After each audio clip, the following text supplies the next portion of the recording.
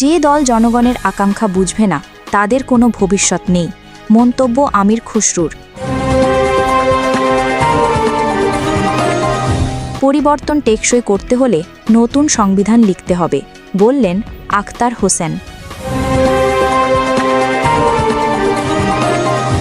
দুর্ভিক্ষেও থেমে নেই ইসরায়েলের হামলা, আরও 12 ফিলিস্তিনি নিহত। যুক্তরাষ্ট্র ও ইসরায়েলকে হুঙ্কার ইরানের সেনাপ্রধানের। ভারত এখন বুঝেছে চীনের সঙ্গে বন্ধুত্ব করা কেন দরকার।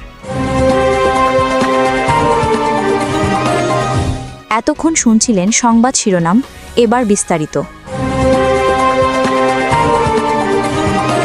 যে দল জনগণের আকাঙ্ক্ষা বুঝবে না তাদের কোনো ভবিষ্যৎ নেই, এমন মন্তব্য করেছেন বিএনপির স্থায়ী কমিটির সদস্য আমির খসরু মাহমুদ চৌধুরী।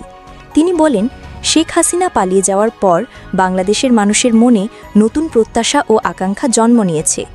যে রাজনৈতিক দল এই আকাঙ্ক্ষা অনুধাবন করতে পারবে না তাদের ভবিষ্যতে রাজনীতিতে কোনো জায়গা থাকবে না।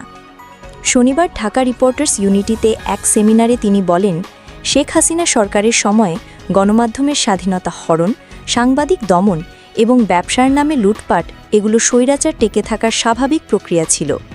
আমির খুসরু জানান, শুধু রাজনীতিতেই নয়, অর্থনীতি ও মিডিয়াতেও গণতন্ত্রায়ন ঘটাতে হবে। সাধারণ মানুষকে অর্থনীতিতে অংশগ্রহণের সুযোগ দিতে না পারলে গণতন্ত্র প্রতিষ্ঠা সম্ভব হবে না। সেমিনারে খালেদা জিয়ার সাবেক প্রেস সচিব আশিক ইসলাম প্রবন্ধ উপস্থাপন করেন। তিনি বলেন, 2018 থেকে 2023 পর্যন্ত প্রায় 1436টি মামলা হয়েছে এবং কমপক্ষে 451 জন সাংবাদিক এর শিকার হয়েছেন। অনুষ্ঠানে সভাপতিত্ব করেন জিয়াউর রহমান স্টাডি সার্কেলের প্রধান নির্বাহী মোহাম্মদ কাসেম।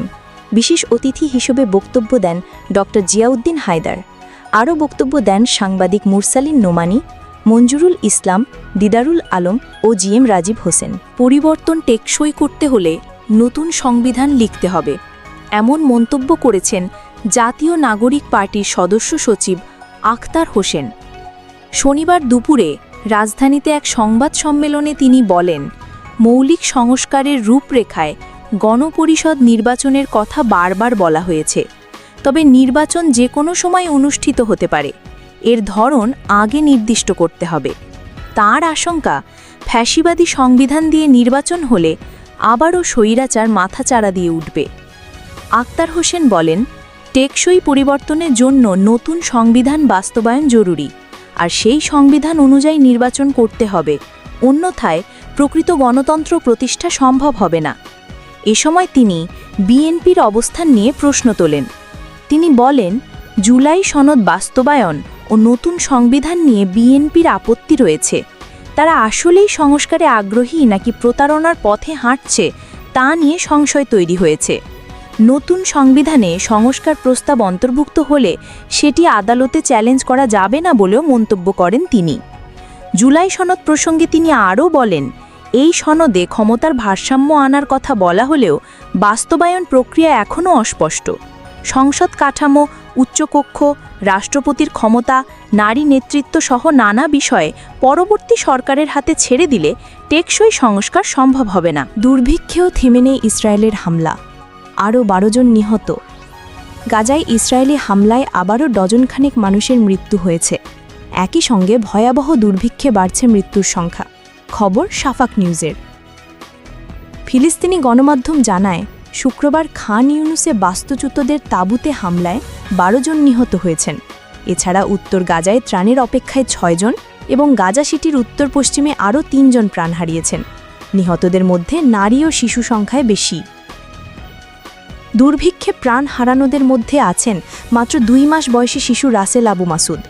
গাজার স্বাস্থ্য মন্ত্রণালয় জানিয়েছে, এখন পর্যন্ত ক্ষুধায় 273 জনের মৃত্যু হয়েছে, এর মধ্যে 112 জনই শিশু।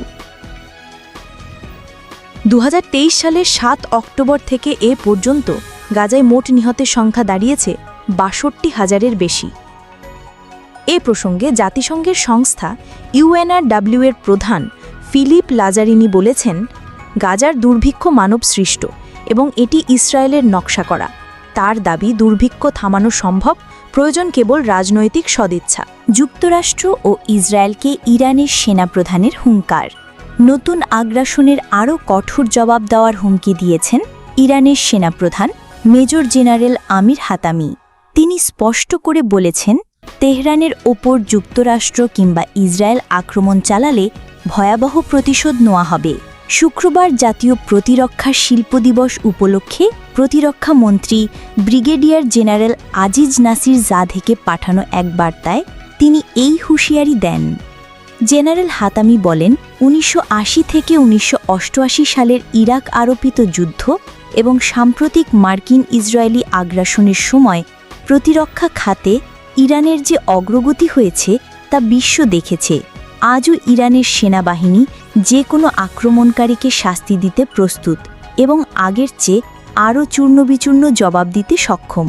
এদিকে উত্তর ভারত মহাসাগর ও ওমান সাগরে ইরানের নৌবাহিনী সফলভাবে সম্পন্ন করেছে তাদের সর্বশেষ সামরিক মহড়া ইকতেদার ১৪০৪। ২ দিনব্যাপী এই মহড়ায় পরীক্ষা করা হয়েছে উন্নত প্রযুক্তির নৌ ক্রুজ ও জাহাজ বিধ্বংসী ক্ষেপণাস্ত্র। গাইডেড মিসাইল ক্রুজার জেনেভে এবং ডেস্ট্রয়ার সাবালান থেকে একসঙ্গে ছোড়া হয় নাসির, গাদির এবং কাদের ক্ষেপণাস্ত্র। এগুলো নিখুঁতভাবে ভূপৃষ্ঠ ও সমুদ্রের লক্ষ্যবস্তুতে আঘাত হানে।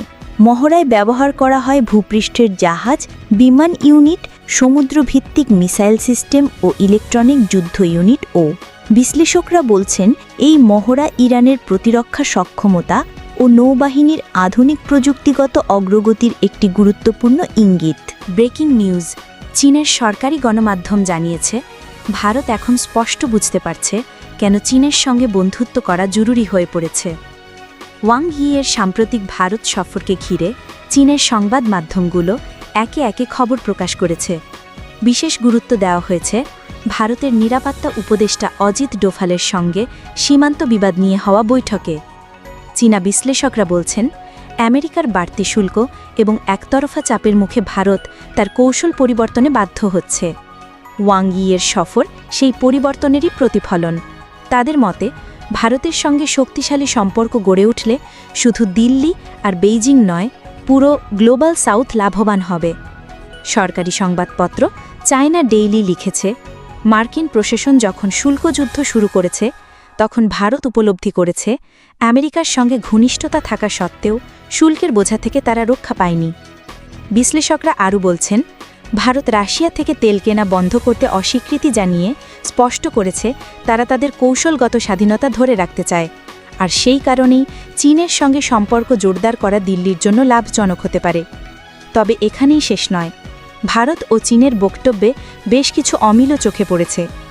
চীনের সংবাদ মাধ্যম দাবি করেছে, ভারতের পররাষ্ট্রমন্ত্রী এস জয়শঙ্কর বলেছেন তাইওয়ান চীনের অংশ, কিন্তু ভারতের পররাষ্ট্র মন্ত্রণালয় জানিয়েছে তাদের অবস্থানে কোনো পরিবর্তন হয়নি। বরং তারা জোর দিয়ে বলেছে তাইওয়ানের সঙ্গে ভারতের অর্থনৈতিক, কারিগরি ও সাংস্কৃতিক সম্পর্ক ছিল, আছে এবং ভবিষ্যতেও থাকবে। এছাড়াও তিব্বতের সাংপো নদীতে চীনের বিশাল বাঁধ নির্মাণ পরিকল্পনা নিয়ে উদ্বেগ প্রকাশ করেছে দিল্লি। ভারতের বক্তব্যে এ বিষয়ে স্বচ্ছতার দাবি তোলা হয়েছে, কিন্তু চীনের বিবৃতিতে বাঁধ ইস্যুর কোনো উল্লেখ নেই। আরেকটি বড় ইস্যু হল সন্ত্রাসবাদ। ভারতের বিবৃতিতে বলা হয়েছে বৈঠকে সন্ত্রাসবাদের প্রসঙ্গ জোরে সরে তোলা হয়েছে, কিন্তু চীনের পক্ষ থেকে প্রকাশিত বিবৃতিতে এ প্রসঙ্গ একেবারেই অনুপস্থিত। সব মিলিয়ে ওয়াং ইয়ের সফরকে বেইজিং ইতিবাচকভাবে দেখলেও নানা ইস্যুতে দুই দেশের বক্তব্যে পার্থক্য স্পষ্ট। তবে বিশ্লেষকের মতে ভারতের জন্য এখন কৌশলগত বাস্তবতা হচ্ছে আমেরিকার চাপ মোকাবেলা করতে হলে চীনের সঙ্গে সম্পর্ক উন্নয়ন ছাড়া বিকল্প নেই।